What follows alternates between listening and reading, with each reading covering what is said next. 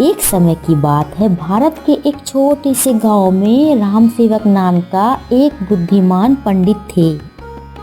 वह अपनी बुद्धिमानता और रास्ते में आने वाली किसी भी समस्या को हल करने की क्षमता रखने के लिए जाने जाते थे।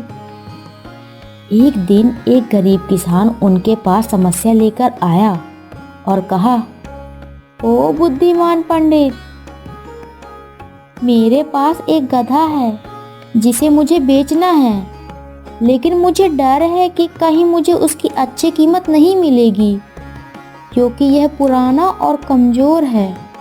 क्या आप मेरी मदद कर सकते हैं?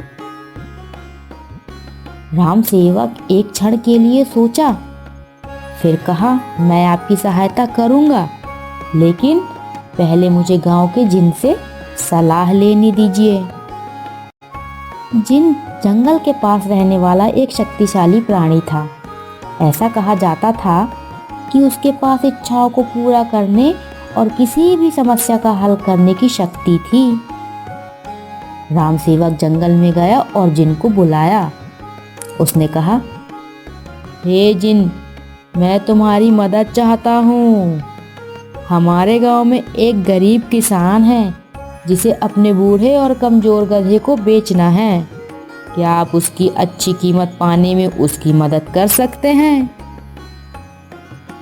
जिन राम सेवक के सामने प्रकट हुआ और कहा, मैं किसान की मदद करूंगा, लेकिन एक शर्त है, वह मुझे उपहार के रूप में गधा दे दे।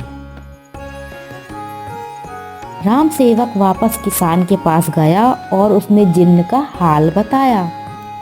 किसान तो पहले हिचकिचाया, लेकिन राम सेवक ने उसे विश्वास दिलाया कि यह उसकी भलाई के लिए है। किसान सहमत हो गया। फिर राम सेवक वापस जिन के पास गया और उसने कहा कि किसान उसकी शर्त पर सहमत हो गया है। जिन ने प्रसन्न होकर कहा, किसान से कहो कि कल इसी समय मेरे पास गधा लेकर आए। अगले दिन किसान अपने वादे के अनुसार गधे को जिन के पास ले आया।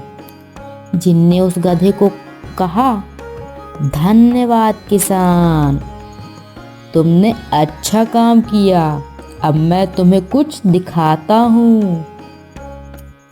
फिर जिन ने अपना हाथ हिलाया और अपनी शक्ति से एक गधे को सुंदर घोड़े में बदल दिया। किसान चकित और प्रसन्न था। उसने जिन्न को धन्यवाद दिया और अपने घोड़े को साथ अपने गांव वापस ले गया। जिन के इस चमत्कार की खबर जल्द ही पूरे गांव में फैल गई और हर कोई उस घोड़े को देखने आया जो कभी गधा था। राम सेवक भी घोड़े को देखने आया। जिन की ताकत को देखकर तो सभी दंग रह गए। हालांकि एक व्यक्ति था जो जिन्न के चमत्कार से प्रसन्न नहीं था। वह था धनी व्यापारी, जो हमेशा से उस तरह का घोड़ा रखना चाहता था। वह जिन के पास गया और कहा, ए जिन, मैं तुम्हें उस घोड़े के लिए कुछ भी देने को तैयार हूँ, अपनी कीमत बताओ। जिन ने उत्तर दिया, मुझे खेद है, लेकिन घोड़ा बिक्री के लिए नहीं है। यह किसान का उपहार था और जो मुझे उपहार के रूप में दिया गया था, मैं उसे बेच नहीं सकता। व्यापारी गुस्से में था और आवेश में आकर चला गया, लेकिन वह आसानी से हार मानने वालों में से नहीं था।